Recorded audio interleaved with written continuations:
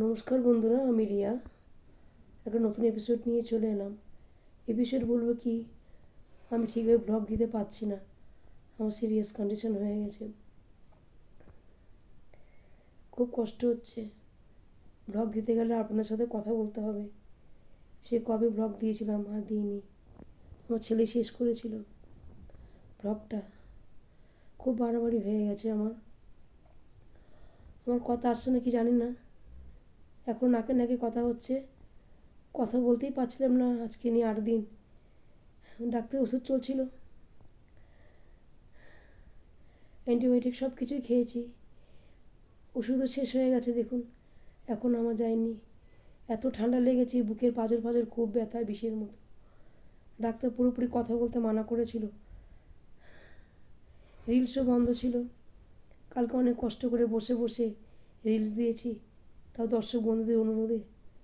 আমি আসতাম না ক্যামেরার সামনে কালকে দেখবেন বসে বসে আমি সব রিলস দিয়েছি 3-4টে চ্যানেলে। খুবই কষ্ট পাচ্ছি, শুলেই কাশছি। আমাদের পরিবারে 3 জনেরই হয়েছে, বাড়িতে আর কেউ নেই। আমার দাদা আমার সেবা করতে করতে, আপনার দাদারও শরীরটা খারাপ হয়ে গেছে। যে কত বড় দিন, 25শে ডিসেম্বরে বাড়ি থাকি না, একটু বাইরে ঘুরে ঘুরে বেড়াই, আপনাদেরকেও সঙ্গে নিয়ে যাই। এবারে যাওয়া হয়তো আর হলো না। এখন বাজে 3:30 প্রায়। দাদা বলছিল ব্লগ দিতে হবে না, আমি তাও বললাম যে দর্শক বন্ধুদের সামনে একটু এসে কথা বলি। কারণ কথা উঠলেই বন্ধুরা, কথা যদি মুখ দিয়ে বেরোয়, খুব কাশি হচ্ছে, খুব কষ্ট পাচ্ছি। আর 24 ঘন্টা এইটা বেঁধে রাখি রুমালটা। এটা মেয়ে ছোটোবেলায় স্কুলের রুমাল, গলা চেপে বেঁধে আছি। এটা আরাম পাই গরম করে, এটা তাওয়াতে গরম করে বেঁধেছি আর খুলিনি। 5 ঘন্টা 4 ঘন্টা পর পর গরম করি, আবার গলায় দিয়ে রাখি। পুরো গলা একদম জ্যাম করে রেখে দিয়েছি। হাতে নেল পলিশ পরবো, কি বিচ্ছিরি লাগছে যাওয়ার জন্য। একটু কাশিটা থেমেছিল, হাতে নেল পলিশ পরে নিয়েছি, 2 হাতে নেল পলিশ পরে নিয়েছি। তো পায়ে পড়তে পারিনি, মাথা নিচু করতে পারছি না। একটু শোবো, শুতে কি খুব কাশি হচ্ছে। এই বসে বসে ব্লগ দিচ্ছে আপনার সাথে, আর এরকম বসে বসেই ঘুমাচ্ছি আমি।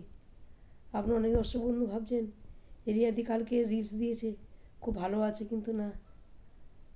ওই রিলস দিতে গিয়ে আমার বমি হয়ে গেছে। লাস্টে যে গানটা আমি লিপসে মিলিয়েছিলাম, এত কাশি উঠেছে, আমার জামাটাই পুরো ভিজে গেছে, নাকে মুখে বমি হয়ে গেছে। এখন হাঁপিয়ে যাচ্ছি। দেখুন দাদা এখন শুতে পাচ্ছেন, জেগে আছে দাদা ফোনটা নিয়ে, দেখতে পাচ্ছেন নাকি জানি না। দাদা না থাকলে অবস্থা খারাপ হয়ে যেত। আমার ছেলেও আমাকে দেখাশোনা করেছে, আমার ছেলেরও খুব শরীর খারাপ। 3 জনেই পড়েছি বিছানায়। কেন রান্না করার ক্ষমতা নেই, তাই কিছু দেখাতে পারছি না, আর বাইরেও বেরোতে পারছি না। তাই দাদাকে বলছিলাম বাইরে গেলে মনে ভালো হতো, ব্লগ দিতাম। কিন্তু এত ঠান্ডা লেগেছে, কি করে যাব যদি উল্টো পাল্টা হয়ে যায়।